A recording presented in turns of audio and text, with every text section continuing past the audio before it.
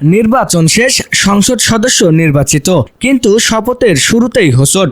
গণভোটের জনরায়কে প্রথম দিনেই বৃদ্ধা আঙ্গুলি দেখিয়ে নতুন এক অদ্ভুত সংকটে বিএনপি সরকার।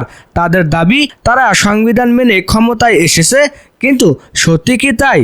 যদি সংবিধানেই সব হয়, তবে তো তারেক রহমান কিংবা বিএনপি নেতাদের এই মুহূর্তে লন্ডনে বা শিলংয়ে থাকার কথা। সংবিধান অনুযায়ী কি এখনও শেখ হাসিনাই বাংলাদেশের বৈধ প্রধানমন্ত্রী?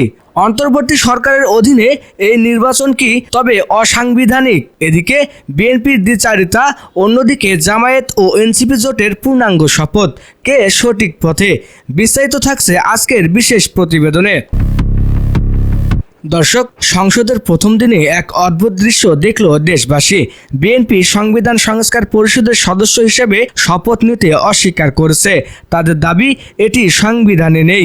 অথচ পরিহাসের বিষয় হলো, বর্তমানে যে সংবিধান চালু আছে সেই সংবিধান অনুযায়ী এই নির্বাচনেই হওয়ার কথা ছিল 2028 সালে। আইন বিশেষজ্ঞরা বলছেন, বর্তমান সংবিধানে গণবিপ্লবের মুখে প্রধানমন্ত্রী পালিয়ে গেলে কি হবে তার কোনো উল্লেখ নেই।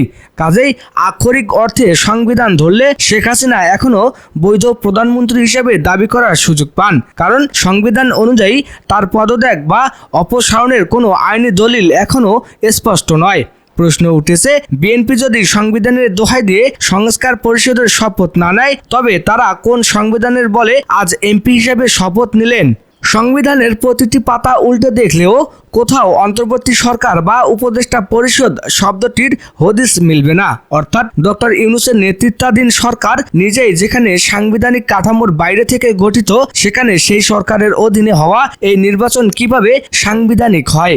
বিএনপি নেতারা একদিকে বলছেন তারা সংবিধান মেনে চলবেন, অন্যদিকে অসাংবিধানিক উপায়ে হওয়া নির্বাচনের সুফল ভোগ করে মন্ত্রী এমপি হচ্ছেন তারা। এই দ্বিচারিতা নিয়ে আজ সরব হয়েছেন রাজনৈতিক বিশ্লেষকরা।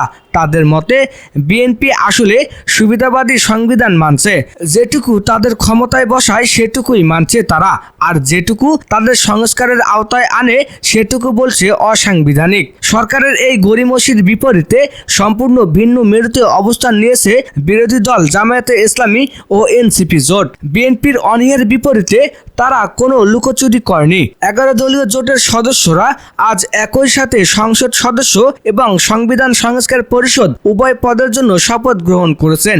জামায়াতের পক্ষ থেকে বলা হচ্ছে, জুলাই বিপ্লবের আকাঙ্ক্ষা আর গণভোটের জনরায়কে পাশ কাটিয়ে যাওয়া মানে জনগণের সাথে বেইমানি করা।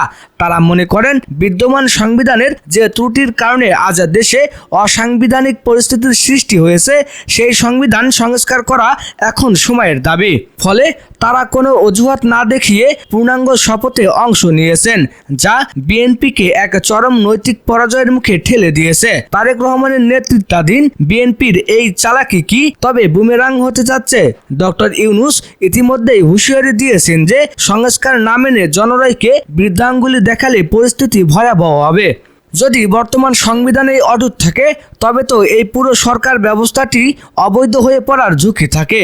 বিএনপি কি তবে জেনে বুঝেই শেখ হাসিনাকে বৈধ প্রধানমন্ত্রী থাকার সুযোগ করে দিচ্ছে, নাকি তারা ভয় পাচ্ছে নতুন সংবিধান তাদের ক্ষমতার হ্রাস টেনে ধরবে? তো দর্শক, সংসদ শুরু হলো ঠিকই, কিন্তু একরাশ বিতর্ক আর অবৈধতার প্রশ্ন ঝুলিয়ে রেখে জনগণের রক্তক্ষয়ী বিপ্লবের পর যে নতুন বাংলাদেশ গড়ার কথা ছিল, তা যাত্রার শুরুতেই কি সংবিধানের ফাঁদে আটকে গেল সব? তারেক রহমান বনাম শেখ হাসিনা, এই সাংবিধানিক লড়াইয়ের শেষ কোথায়? রাজনীতির ভেতরের খবর পেতে আমাদের সাথেই থাকুন। এতক্ষণ সাথে থাকার জন্য ধন্যবাদ। আল্লাহ হাফেজ।